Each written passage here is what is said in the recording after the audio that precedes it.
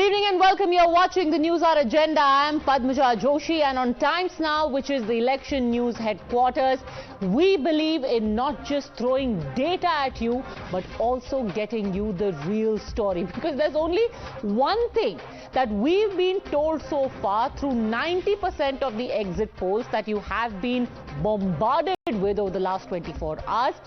And that is that we know practically nothing.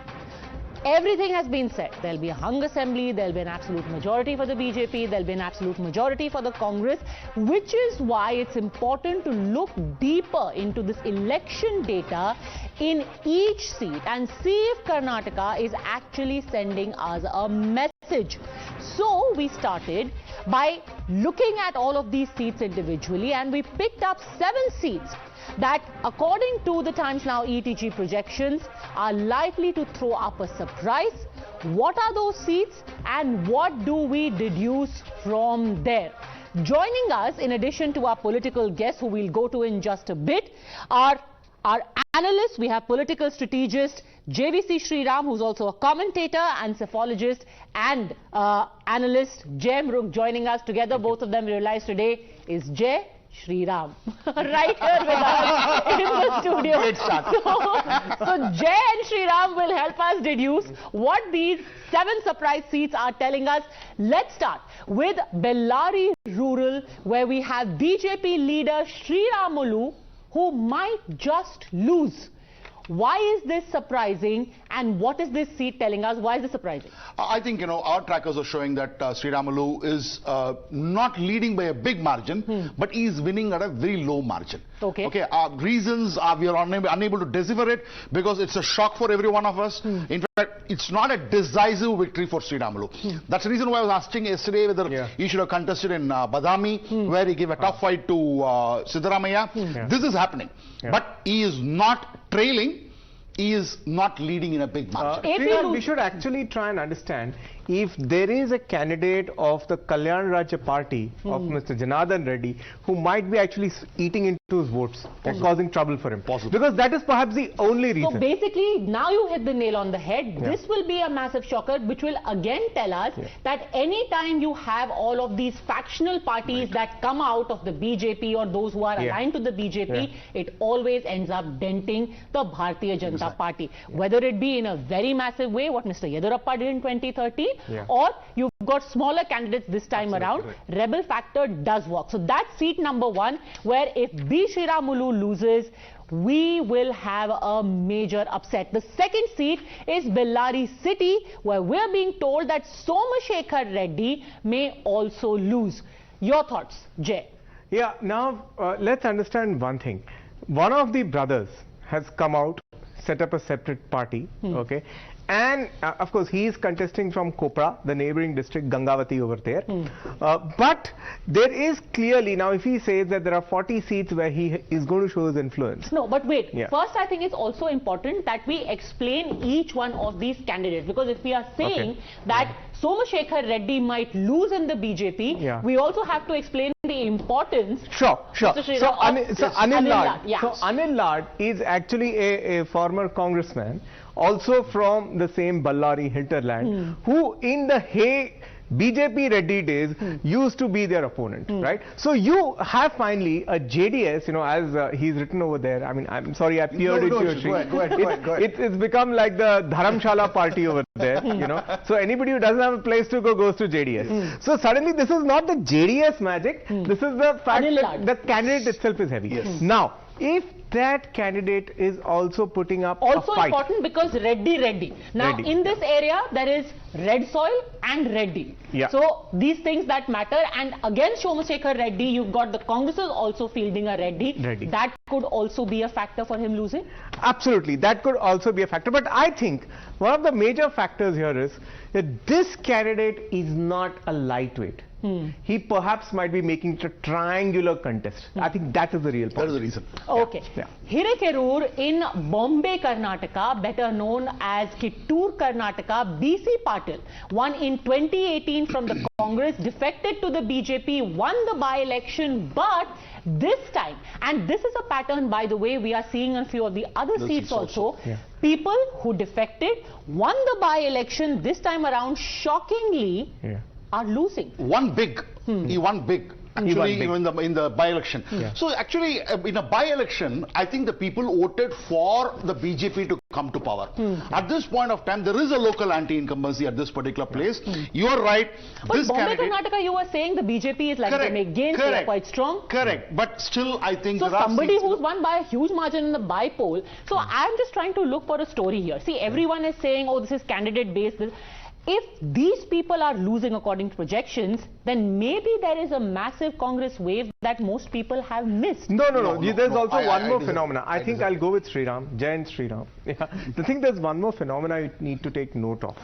Many times, their opponents are people who have opposed them in exactly the previous election as candidates of the other party or as strong independents. And this is what is queering the pitch, which effectively means the two people swap the parties, the ruling party suffers an anti-incumbency, and then finally it becomes a level playing field. Okay. That seems to be the sort of phenomena. All right. Why is this a shock for you, BC Patil losing? Shock because, in Mumbai, Karnataka, you expect him to win, particularly after the kind of victory he had when he defected. So it is obviously a real shocker that he is losing. So then what is the story we take from here? Why is he losing? See, the story here is that's what I'm saying. If you want to build up into a Kittur Karnataka story, I don't think it is going to happen. It is not happening. It is restricted to only seat-wise. In that particular Many seat, people will argue that Operation Kamla is the blowback of Operation Kamla. People gave them a chance in the by-election, but 3 years later they're saying, for what? You didn't do much. You defected and then... In fact, the problem with the BJP is not because of its existing people. It's about the people turncoats. Who came, turncoats. You think it's a mistake to give tickets to the turncoats at the risk of your own? Some places they have not given. In some places, in fact, in your list, another one is also coming. That is also the same issue. There are some like Sudhakar who have actually got into the party, like Himanta Biswa Sharma. And who have drawn voters. Exactly. But there are some who have repelled. So they've taken, a set of, say, Vokkaliga leaders in the Bengaluru area, in Old Mysuru area, and they have worked, but here clearly the defectors. And Padmaja, there's one more point, which is there here, and which you'll observe across Kittur Karnataka. See, this is a region which is prosperous for its sugar cooperatives, milk cooperatives. Jarkioli family is one of them, heads the milk cooperatives of Karnataka. They are small industrialists, small educationists. In every seat, forget the surnames forget the parties and the symbols. Remember the surnames. Every seat there are 2 or 3 powerful families. Moment one family personal goes equity basically. Yeah, one family goes to one party, the other family will go to the other party and clear the pitch. For example, the Banakars, they are a very revered family here. So if he would have not been on Hasta, he would have been on Kamala, and some other election, and again he would have given a good fight. It's called hedging your bets. Like all of these are businessmen. Exactly. They are doing the smart thing. They are saying, thoda sa main iska share kharid leta hu, thoda sa main iska the share Jarkioli kharid brothers leta hu. signify that. Completely. Brothers, they just go anywhere. Anywhere. No, and they just do business with anybody. Absolutely. So this is more than a fight between symbols or anti-incumbency. This is a fight between families. Okay. But then are the voters turning around and saying, you can't just be switching sides and expect us to just tag along with you? That is also an important And that is also important because in Kittur Karnataka, it has been ideologically driven BJP. So when somebody has opposed BJP for a very long time and he comes here, and okay, they give them a chance that time. But now they've seen him enough and saying, no, you don't fit into this parivar. So is this a thumb rule that we can take to other areas as well? We'll be keeping a close eye on that. But a clear message, at least from the projections going out. Hosadurg is in central Karnataka. The BJP dropped the current MLA and he stood as an independent. Has he ended up splitting the BJP vote? Certainly seems so, which is why here we are showing that BG Govindappa of the Congress is leading. Your thoughts? It looks like, it's true. It is happening. Again, it is just the question of, see, the point is that although you would argue that rebellion is affecting Karnataka, but we were told that 20 rebels were there in Himachal Pradesh. So what they did was maximum containment they could do. But still they've been able to keep it at 5, 6. Okay, here something's not adding up. We were told that dropping sitting MLAs is going to get rid of anti-incumbency, but some of these examples are telling us that it's not a thumb rule in Karnataka. In Karnataka, like say, because as he rightly said, there are families which have probably invested a lot. I will come to one of the seats when we are talking about the second part. You know, we'll try just to put our thoughts together at the end of going through all of these seats, because a little bit of a pattern is emerging over here. Fifth seat, Krishna Rajpet, again talking about somebody, since we just spoke about defectors, who the voters are saying, I'm sorry, you can't take us for granted. So here again is somebody in Krishna Rajpet who came from the JDS, won the by-poll, and now we are showing that he is not leading, because you've got Mr. Manjunath of the JDS who is leading. I'll just put in my 2 cents, then I'll let Sriram see, because he knows this better. But from what we've gone and heard... And Mr. Narayan Gowda is the one we're talking about, by the way, who came into the BJP, was supposed to be quite a catch, won very handsomely, but now his erstwhile party is the one leading in this seat. And apparently, before the elections were announced, he actually wanted to go back. Okay, the BJP somehow persuaded, like, you're a prize catch from the Mysore Karnataka region for us, be with us. But yeah, and he'll throw more light on that. See, another thing is also there. He had a feud with the family. Narayan Gowda walked out of JDS because he didn't like the daughter-in-laws of Devagowda. That's what it is. And what our trackers again is showing, in fact, I was just looking at Jan Ki Baat and few other trackers, that he is just leading by a slender margin. But if you talk to BJP guys there, they're saying he might be losing. Okay. That's there. So, but KR Petta, I don't think I will rule it out. It's still a wafer-thin, razor-edge fight. Okay, but still, from winning a by-poll quite comfortably to a razor-thin fight is in itself quite a come down. Now, the next is Channagiri. It is again in central Karnataka. The BJP denied a ticket to its current MLA. Virupaksha, and his son is contesting as an independent. Again, here we see that perhaps will end up denting the BJP's chances. Yeah, now you see, Channagiri, you have to remember one thing. This used to actually once upon a time be the seat of the former Chief Minister, Mr. J.H. Patel. He was a Lingayat leader himself, right? You have one Patel contesting here again on a JDS ticket. So which means the Lingayat vote is splitting.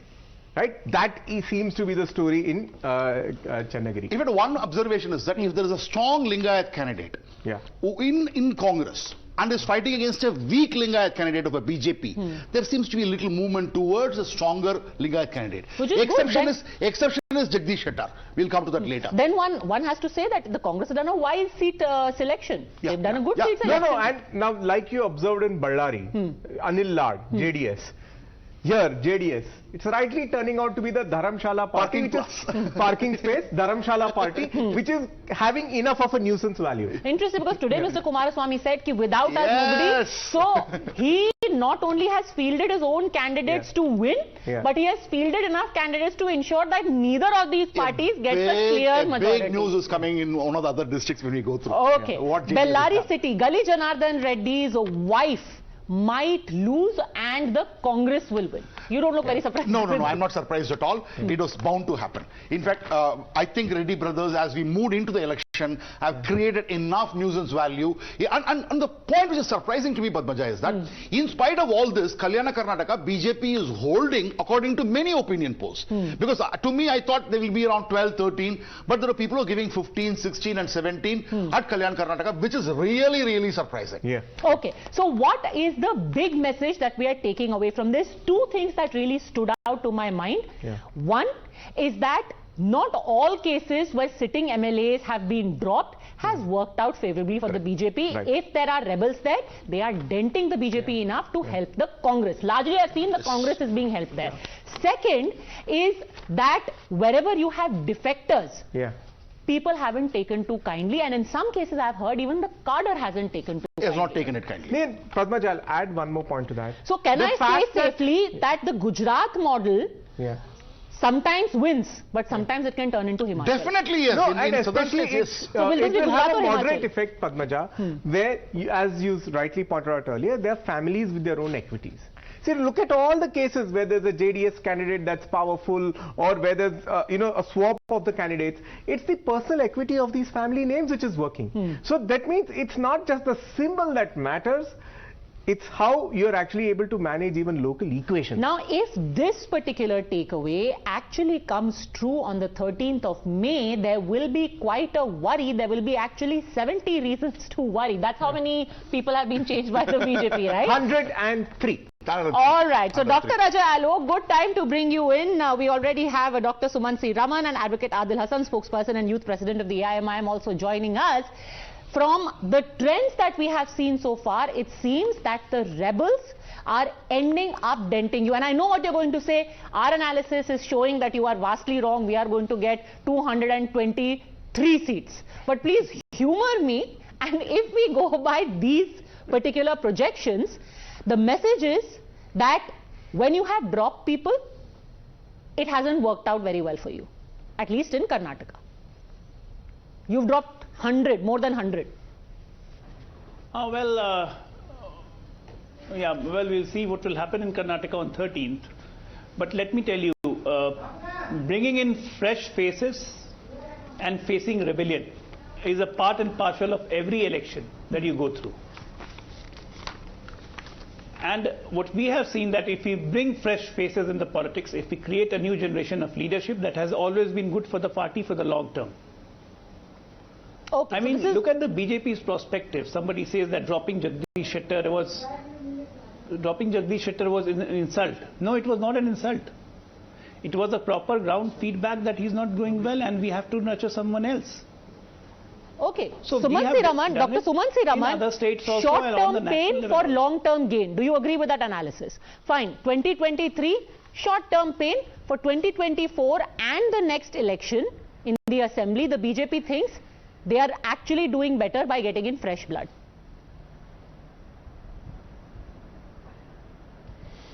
Padmaja, let's be very clear. I don't think the BJP brought these people in just for the sake of getting fresh blood. They changed the candidates because in very many cases they found that the winning chances of those incumbent MLAs was very low. So it's not like, you know, this is a generational shift or some such spin which can be given to it. It had to be done because the route would have perhaps been a bigger one had they not done this particular thing. The second point that I want to make is, I hope you'll put up this, debate on YouTube afterwards, because we should go back to it on the evening of the 13th and take a look at this. Look, by all accounts, there is a very significant swing in favor of the Congress party and a marginal fall in the BJP's vote share. There is a significant fall in the number of seats that the JDS is expected to take, and that is also benefiting the Congress. The combination of doing better in the old Mysore region and in Hyderabad, Karnataka is probably what is going to push Congress over the magical number. Okay, now, so essentially the point you're making is that let's not think that this is the BJP losing the election. This is the Congress massively winning the election. Absolutely no, absolutely no. You know, you can't take a 7 out of it and play 7 stones and say BJP is out and Congress is in. You know, it's basically, it faced a bigger rebellion in Himachal Pradesh and a bigger rebellion in a small state like Himachal Pradesh. This was a rebellion I think BJP would have said absolutely fine. If you're going to lose 6 seats because of this rebellion, game.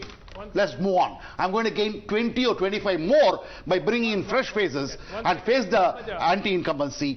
You know, nullify it, and for that if I have to sacrifice this 6, absolutely no issues. Okay, that is JVC Sriram's point of view. I don't know if you want to call it a spin, but I really want to move on because we have just a second. I think the people will have plenty of time to debate, sir. We have all the time till 2013. You will watch this on YouTube overnight, and then you debate with me on the 13th. I want to go to the seats. Data is very important at this point because in the Karnataka elections, the focus of most pollsters has been obsessively on the Vokkaliga Lingayat Kurba vote, but the Muslim population in the state is also substantial and impacts as many as 40 seats across, which means that the 13% Muslim population actually ends up deciding 20% of the seats.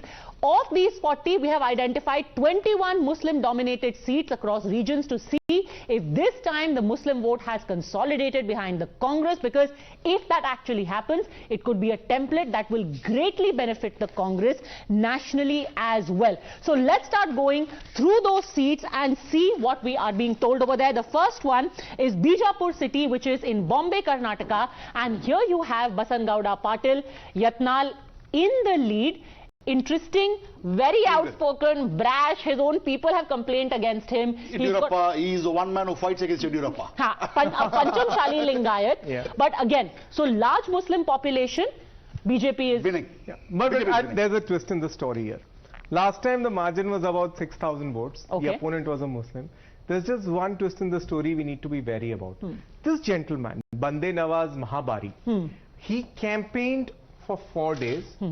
And then the date of withdrawing the nomination was over, but he publicly said, I'm going to sit at home because JDS has no chances. I don't know what adjustment or setting that is. That's the real X factor. That's coming through. Okay. In other constituencies also it is coming through. So are you saying that the Congress is actually having backdoor understandings with Muslim candidates? Maybe, Who are but getting the walkover? SDPI, JDS. Yeah. In certain places, in a Muslim-dominated place, JDS does not put the candidate. Here they have just silently, they're not even withdrawn, but the guy has said, I'm not campaigning. Well, then that is awfully smart politics. I can't say that about SDPI, but if they are getting the JDS to do understanding with them, matlab they will possibly even do a postal alliance. Bijapur is really an X factor seat we should watch out on the 13th. Okay, we will be watching it. Even Dr. Suman Siraman will watch it on YouTube. Gulbarg Rural, where you again have. All right, so we have the next few seats, all of them in Hyderabad, Karnataka. Let's quickly go through them.